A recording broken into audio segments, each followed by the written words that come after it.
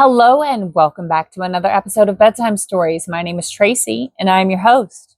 Tonight we're reading chapter 17 of The Son of Tarzan, book 4 of the Tarzan series by Edgar Burroughs. But before I get started on that, I need to ask you a series of very serious questions. Have you gone pee in the potty yet?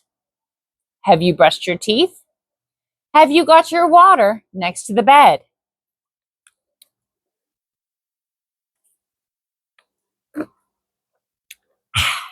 Have you done your stretches? You got all of that done already? Great job. I'm very impressed. Well, since there's nothing else to do besides like the video, subscribe to the channel, and click the notification bell so that you know when I've uploaded another chapter, I guess we'll get right to it, won't we? Okay. Meriem returned slowly toward the tree in which she had left her skirt, her shoes, and her stockings. She was singing blithely, but her song came to a sudden stop when she came within sight of the tree, for there, disporting themselves with glee and pulling and hauling upon her belongings, were a number of baboons. When they saw her, they showed no signs of terror. Instead, they bared their fangs and growled at her. What was there to fear in the single she-Tarmangani? Nothing. Absolutely nothing. In the open plain beyond the forest, the hunters were returning from the day's sport. They were widely separated, hoping to raise a wandering lion on the homeward journey across the plain. The Honorable Morrison Baines rode closest to the forest. As his eyes wandered back and forth across the undulating shrub-sprinkled ground, they fell upon the form of a creature close beside the thick jungle, where it terminated abruptly at the plain's edge. He reined his mount in the direction of his discovery. It was yet too far away for his untrained eyes to recognize it, but as he came closer, he saw that it was a horse, and was about to resume the original direction of his way when he thought that he discerned a saddle upon the beast's back. He rode a little closer. Yes, the animal was saddled. The Honorable Morrison approached yet nearer, and as he did so, his eyes expressed a pleasurable emotion of anticipation, for they had now recognized the pony as the special favorite of Meriem. He galloped to the animal's side. Meriem must be within the wood. The man shuddered a little at the thought of an unprotected girl alone in the jungle that was still to him a fearful place of terrors and stealthy, stalking death. He dismounted and left his horse beside Meriem's. On foot, he entered the jungle. He knew that she was probably safe enough, and he wished to surprise her by coming suddenly upon her. He had gone but a short distance into the wood when he heard a great jabbering in a nearby tree. Coming closer, he saw a band of baboons snarling over something. Looking intently, he saw that one of them held a woman's riding skirt, and that others had boots and stockings. His heart almost ceased to beat as he quite naturally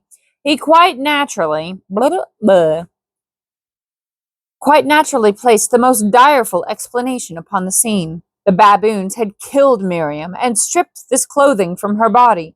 Morrison shuddered. He was about to call aloud in the hope that after all the girl still lived when he saw her in a tree close beside that occupied by the baboons, and now he saw that they were snarling and jabbering at her. To his amazement, he saw the girl swing ape-like into the tree below the huge beasts. He saw her pause upon a branch but a few feet from the nearest baboon. He was about to raise his rifle and put a bullet through the hideous creature that seemed about to leap upon her when he heard the girl speak. He almost dropped his rifle from surprise as a strange jabbering, identical with that of the apes, broke from Meriem's lips. The baboons stopped their snarling and listened.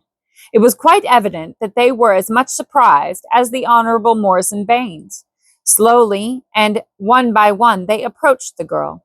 She gave not the slightest evidence of fear of them. They quite surrounded her now, so that Baines could not have fired without endangering the girl's life. But he no longer desired to fire. He was consumed with curiosity. For several minutes, the girl carried on what could be nothing less than a conversation with the baboons. And then, with seeming alacrity, every article of her apparel in their possession was handed over to her. The baboons still crowded eagerly about her as she donned them. They chattered to her and she chattered back. The Honorable Morrison Baines sat down at the foot of the tree and mopped his perspiring brow. Then he rose and made his way back to his mount. When Meriem emerged from the forest a few minutes later, she found him there, and he eyed her with wide eyes in which were both wonder and a sort of terror. "I saw your horse here," he explained, "and thought that I would wait and ride home with you. You do not mind?" "Of course not," she replied. "It will be lovely." As they made their way, stirrup to stirrup, across the plain, the Honorable Morrison caught himself many times watching the girl's regular profile, and wondering if his eyes had deceived him, or if, in truth, he really had seen this lovely creature consorting with grotesque baboons and conversing with them as fluently as she conversed with him. The thing was uncanny, impossible, yet he had seen it with his own eyes. As he watched her, another thought persisted in obtruding itself into his mind. She was the most beautiful and very desirable. But what did he know of her? She was most beautiful, not the most beautiful, but she was most beautiful and very desirable. But what did he know of her? Was she not altogether impossible? Was the scene that he had but just witnessed not sufficient proof of her impossibility? A woman who climbed trees and conversed with the baboons of the jungle? It was quite horrible. Again, the Honorable Morrison mopped his brow.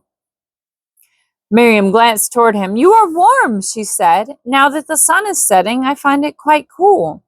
Why do you perspire now?" He had not intended to let her know that he had seen her with the baboons, but quite suddenly, before he realized what he was saying, he had blurted it out. "I perspire from emotion," he said. "I went into the jungle when I discovered your pony. I wanted to surprise you, but it was I who was surprised. I saw you in the trees with the baboons." "Yes?" she said quite unemotionally, as though it were a matter of little moment that a young girl should be upon intimate terms with savage jungle beasts. "It was horrible!" ejaculated the Honorable Morrison. "Horrible?" repeated Meriem, puckering her brows in bewilderment. "What was horrible about it? They are my friends.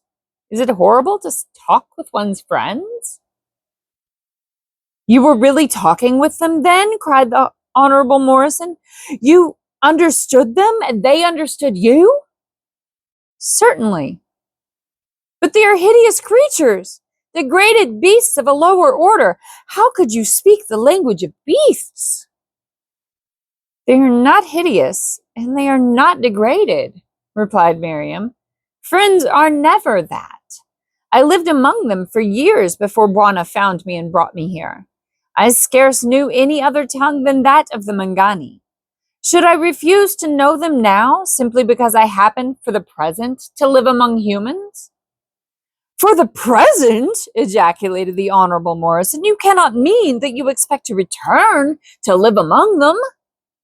Come, come, what foolishness are we talking? The very idea. You are spoofing me, Miss Meriem. You have been kind to these baboons here, and they know you and do not molest you. But did you once lived among them? No, that is preposterous. "But I did, though," insisted the girl, seeing the real horror that the man felt in the presence of such an idea reflected in his tone and manner, and rather enjoying baiting him still further. "Yes, I lived almost naked among the great apes and the lesser apes. I dwelt among the branches of the trees. I pounced upon the smaller prey and devoured it, raw. With Korak and a hoot, I hunted the antelope and the boar, and I sat upon a tree limb and made faces at Numa the lion and threw sticks at him and annoyed him until he roared so terribly in his rage that the earth shook. And Korak built me a lair high among the branches of a mighty tree. He brought me fruits and flesh. He fought for me and was kind to me, until I came to Bwana and my dear. I do not recall any other than Korak was ever kind to me." There was a wistful note in the girl's voice now, and she had forgotten that she was bantering the Honorable Morrison. She was thinking of Korak. She had not thought of him a great deal of late. For a time, both were silently absorbed in their own reflections as they rode on toward the bungalow of their host. The girl was thinking of a godlike figure, a leopard skin half concealing his smooth brown hide, as he leapt nimbly through the trees to lay an offering of food before her on his return from a successful hunt. Behind him, shaggy and powerful, swung a huge anthropoid ape, while she, Meriem, laughing and shouting her welcome, swung upon a swaying limb before the entrance to her sylvan bower. It was a pretty picture, as she recalled it. The other side seldom obtruded itself upon her memory. The long black nights, the chill, terrible jungle nights, the cold and damp and discomfort of the rainy season, the hideous mouthings of the savage carnivora as they prowled through the Stygian blackness beneath, the constant menace of Sheeta the panther and Hista the snake, the stinging insects, the loathsome vermin. For, in truth, all these had been outweighed by the happiness of the sunny days, the freedom of it all, and most, the companionship of Korak. The man's thoughts were rather jumbled. He had suddenly realized that he had come mighty near falling in love with this girl of whom he had known nothing up to the previous moment when she had voluntarily revealed a portion of her past to him. The more he thought upon the matter, the more evident it became to him that he had given her his love, that he had been upon the verge of offering her his honorable name. He trembled a little at the narrowness of his escape, yet he still loved her. There was no objection to that according to the ethics of the Honorable Morrison Baines and his kind. She was of meaner clay than he. He could no more have taken her in marriage than he could have taken one of her baboon friends, nor would she, of course, expect such an offer from him. To have his love would be sufficient honor for her. His name he would naturally bestow upon one in his own elevated social sphere. A girl who had consorted with apes, who, according to her own admission, had lived almost naked among them, could have no considerable sense of the finer qualities of virtue. The love that he would offer her then would, far from offending her, probably cover all that she might desire or expect. The more the Honorable Morrison Baines thought upon the subject, the more fully convinced he became that he was contemplating a most chivalrous and unselfish act. Europeans will better understand his point of view than Americans, poor benighted provincials, who are denied a true appreciation of caste, and of the fact that the king can do no wrong. He did not even have to argue the point that she would be much happier amidst the luxuries of a London apartment, fortified as she would be by both his love and his bank account, than lawfully wed to such a one as her social position warranted. There was this one question, however, which he wished to have definitely answered before he committed himself even to the program he was considering. Who were Korak and Ahoot? He asked. Ahoot was a Mangani, replied Meriem, and Korak a Tarmangani. And what, pray, might a Mangani be and a Tarmangani? The girl laughed. You were a Tarmangani, she replied. The Mangani are covered with hair. You would call them apes. Then Korak was a white man? He asked. Yes. And he was he paused, for he found it rather difficult to go on with that line of questioning while the girl's clear, beautiful eyes were looking straight into his. My what? Insisted Meriem, far too unsophisticated in her unspoiled innocence to guess what the Honorable Morrison was driving at. Why, your brother? He stumbled. No, Korak was not my brother, she replied. Was he your husband, then? He finally blurted. Far from taking offense, Meriem broke into a merry laugh. My husband, she cried. Why, how old do you think I am? I am too young to have a husband.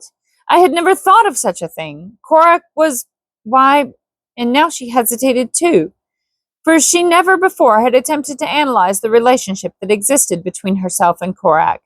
Why, Korak was just Korak. And again she broke into a gay laugh as she realized the illuminating quality of her description. Looking at her and listening to her, the man beside her could not believe that depravity of any sort or degree entered into the girl's nature. Yet he wanted to believe that she had not been virtuous, for otherwise his task was less a sinecure. The Honorable Morrison was not entirely without conscience. For several days, the Honorable Morrison made no appreciable progress toward the consummation of his scheme. Sometimes he almost abandoned it, for he found himself time and again wondering how slight might be the provocation necessary to trick him into making a bona fide offer of marriage to Meriem, if he permitted himself to fall more deeply in love with her. And it was difficult to see her daily and not love her. There was a quality about her which, all unknown to the Honorable Morrison, was making his task an extremely difficult one. It was that quality of innate goodness and cleanness which is a good girl's stoutest bulwark and protection, an impregnable barrier that only degeneracy has the effrontery to assail. The Honorable Morrison Baines would never be considered a degenerate. He was sitting with Meriem upon the veranda one evening after the others had retired. Earlier they had been playing tennis, a game in which the Honorable Morrison shone to advantage, as in truth he did in most all manly sports. He was telling Meriem stories of London and Paris, of balls and banquets, of the wonderful women in their wonderful gowns, of the pleasures and pastimes of the rich and powerful. The Honorable Morrison was a past master in the art of insidious boasting. His egotism was never flagrant or tiresome. He was never crude in it, for crudeness was a plebeianism that the Honorable Morrison studiously avoided. Yet the impression derived by a listener to the Honorable Morrison was one that was not at all calculated to detract from the glory of the house of Baines, or from that of its representative. Meriem was entranced. His tales were like fairy stories to this little jungle maid. The Honorable Morrison loomed large and wonderful and magnificent in her mind's eye. He fascinated her, and when he drew closer to her after a short silence and took her hand, she thrilled as one might thrill beneath the touch of a deity, a thrill of exultation not unmixed with fear. He bent his lips close to her ear. "Meriem," he whispered, "my little Meriem, may I hope to have the right to call you my little Meriem?" The girl turned wide eyes upward to his face, but it was in shadow. She trembled, but she did not draw away. The man put an arm about her and drew her closer. "I love you," he whispered. She did not reply. She did not know what to say. She knew nothing of love. She had never given it a thought.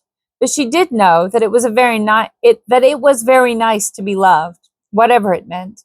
It was nice to have people kind to one. She had known so little kindness or affection. "Tell me," he said, "that you return my love." His lips came steadily closer to hers. They had almost touched when a vision of Korak sprang like a miracle before her eyes. She saw Korak's face close to hers. She felt his lips hot against hers, and then for the first time in her life she guessed what love meant. She drew away gently. "I am not sure," she said, "that I love you. Let us wait. There is plenty of time. I'm too young to marry yet, and I am not sure that I should be happy in London or Paris. They rather frighten me." How easily and naturally she had connected his avowal of love with the idea of marriage. The Honorable Morrison was perfectly sure that he had not mentioned marriage. He had been particularly careful not to do so. And then she was not sure that she loved him? That, too, came rather in the nature of a shock to his vanity. It seemed incredible that this little barbarian should have any doubts whatever as to the desirability of the Honorable Morrison Baines. The first flush of passion cooled. The Honorable Morrison was enabled to reason more logically. The start had been all wrong. It would be better now to wait and prepare her mind gradually for the only proposition which his exalted estate would permit him to offer her. He would go slow. He glanced down at the girl's profile. It was bathed in the silvery light of the great tropic moon. The Honorable Morrison Baines wondered if it were to be so easy a matter to go slow. She was most alluring. Meriem rose. The vision of Korak was still before her. "Good night," she said. "It is almost too beautiful to leave." She waved her hand in a comprehensive gesture, which took in the starry heavens, the great moon, the broad silvered plain, and the dense shadows in the distance that marked the jungle. "Oh, how I love it!" "You would love London more," he said earnestly, "and London would love you. You would be a famous beauty in any capital of Europe. You would have the world at your feet, Meriem." "Good night," she repeated, and left him. The Honorable Morrison selected a cigarette from his crested case, lighted it, blew a thin line of blue smoke toward the moon, and smiled. And that is the end of chapter 17. That was, oh my goodness, it was touch and go there for a minute, wasn't it? All right, well, good night. Sleep tight. Don't let the bed bugs bite. And if they do, you bite them back, okay? I love you so much. Good night.